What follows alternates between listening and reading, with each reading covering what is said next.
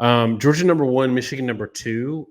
I kind of actually struggled with this because Michigan's win today was impressive. I'm starting to second guess how much love I have for Ohio State, and that's a little bit of a problem. Sorry, guys. I tried to mute and it didn't work. But right now, I think that Georgia's dominant win over Oregon, plus their dominant win over Tennessee, is enough to have me up there. But if those two teams played tomorrow, I don't know. I really don't know. I've got TC number 3. They were absolutely dominant today, and they're getting into this stratosphere where we can talk about them in a way that we haven't all season. Because all season we've been like Big 12 is trash, and TCU's barely winning these games. They really won comfortably today. And I know they struggled last week against Baylor. I don't think Baylor's as bad as their record. And at this point, having TCU 3 and USC 4 tells me just how much parity there is this year, because I think both of those teams would probably be an underdog to my number 5, which is Alabama, and probably be an underdog to number 6, Ohio State. It's very interesting to me because that's where we get into both our rankings and the playoff selection committee decisions. It's a combination of quality and resume. It's a combination of what you've done in eye test and who you can be. And this is why I like the 14 playoff, because I want to see Alabama have to be punished for those 2 losses in a way that keeps them out of the playoffs. Because if Alabama is able to get healthy and prepare for a month and they're number 4, they're probably a better team than USC or TCU in the same scenario. But USC and TCU, in my mind, have earned it more, and that's why I have them ahead of Alabama. Ohio State number 6. The loss today is just tough for me. Like I think if you mentally roll things up to just wins and losses and just ranked opponents or whatever, then you can easily brush off the fact that Ohio State now in 2 seasons has played like 4 good opponents, and they've lost 3 of those games. I mean, last year they lost to Oregon, who wasn't even that good, and got dominated by Michigan. And this year, 2-game season, they went 1-1. It's a little bit troubling to me, but I think they have all the pieces that if you put them on a neutral field and gave them time to prep, they could win some ball games. Sorry, guys. Penn State number 7. I do think they are a good but very flawed team. I think that Penn State, Alabama, Ohio State, the rest of these teams, they could all beat one another. That's how close these are. Tennessee number 8. They handled their business today, but it was Vanderbilt. Vanderbilt's excitement over winning some SEC games or beating Florida kind of trailed off and is a distant memory now. Kansas State at number 9.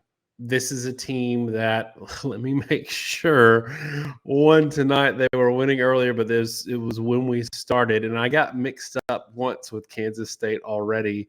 But this is a team that I think could potentially beat TCU. I think they're slated to play TCU in the championship next week. And then, assuming they win, which they may not, I've got Washington at number 10. Washington is currently leading Washington State. This is why it's tricky that we do these when we do them. But I don't know where you go. Like, I guess you can put Utah there. But like Clemson lost today, LSU lost today. Are we going to put LSU in the top 10? I don't know. The way they look today, I don't think so. So that's it for me. Josh, give me yours. Yeah, tough. I now see why you said good luck as I tried to walk through it. My number 1 is Georgia. I maintain that. It's tough between them and Michigan, and Michigan fans are going to point to their blowout of Ohio State. Georgia still has their blowout of Oregon to start the year. They've had a couple close-ish games, but they've been very consistent. They've been good on defense. They've been very good on offense. they're a really good football team at a level that I don't think anybody else has quite managed to maintain. So I've got Georgia number 1, but I do have Michigan obviously number 2.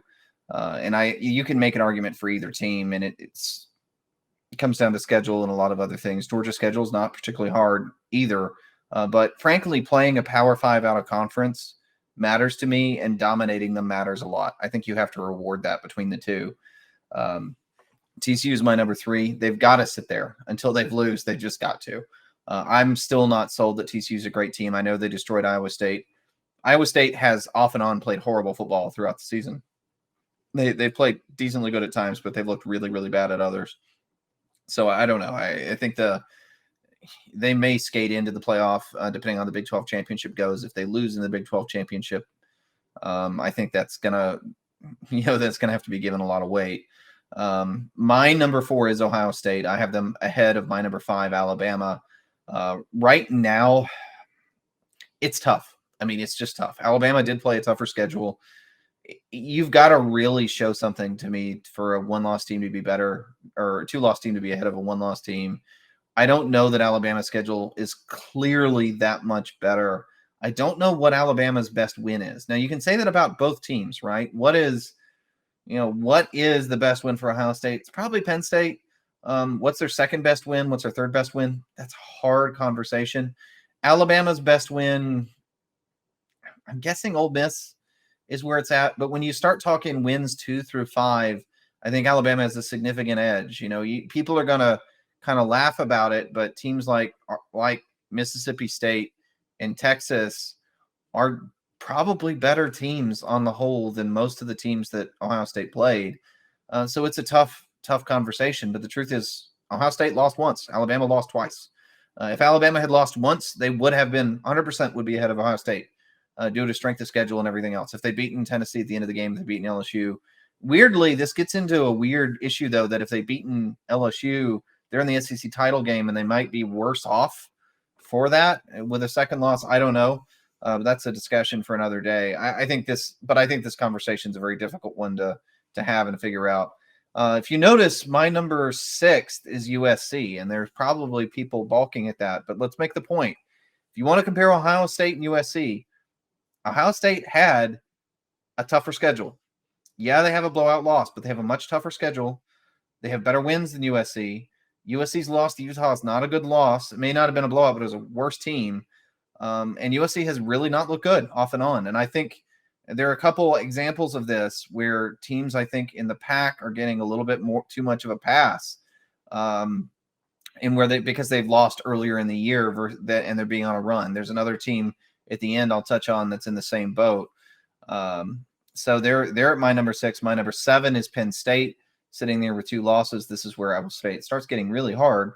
But I think you can't rate Penn State too much lower than this. I don't think somebody was saying in Barkano Winabali had a super chat saying Penn State beat Auburn on the road better than Bama beat them at home. It's really not true. I mean, at halftime, the Penn State Auburn game was a close game. Alabama had pulled away by half, and it was really never competitive. They just kind of floated around a 20-point win for a while and struggled to completely put Auburn away. I think Alabama is a considerably better team than Penn State, quite frankly. My number 8 is Tennessee. They destroyed Vanderbilt. They'd fallen down to that range for me last week. They kind of sit there. That South Carolina loss is still not a good loss, even though they beat Clemson. And I'll say Clemson's my number 9. And this is where people are going to start kind of griping, but I challenge you, go look at the top 10 and who's floating around. You want to look at the ones around Clemson? I already had Penn State jump them. Oregon lost, who was right behind Clemson. Tennessee already had ahead of them. LSU just lost. And so now you start looking into a different world, like Kansas State, Washington, Utah. Kansas State has 3 losses. Utah has 3 losses. Notre Dame had 3 losses that just lost again. Florida State has 3 losses, even though they beat Florida. Florida's not a good team. And that was a close game. And so I have LSU 10th because I think the Texas A&M loss is a bad loss. But of the 3 lost teams, you start playing around in the not great 2 lost teams outside Washington, and I'll say we're doing this live. So right now they're losing to Washington State. I don't think Washington's a great team, and I don't think their schedule is up to par with what LSU's had to play. I don't know how you put them ahead. And there's another one on here that people want to put higher, and that's Kansas State. Do you guys actually know who Kansas State beat and lost? Because are you aware that Kansas State lost to Tulane 17-10? They've got 3 losses themselves. Say what you want about Texas A&M.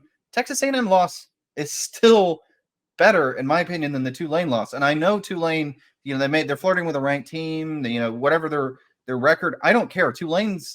I don't think Tulane's a great team. They're a benefit of being a G5. Kansas State lost by 10 to TCU. They lost by 7 to Texas.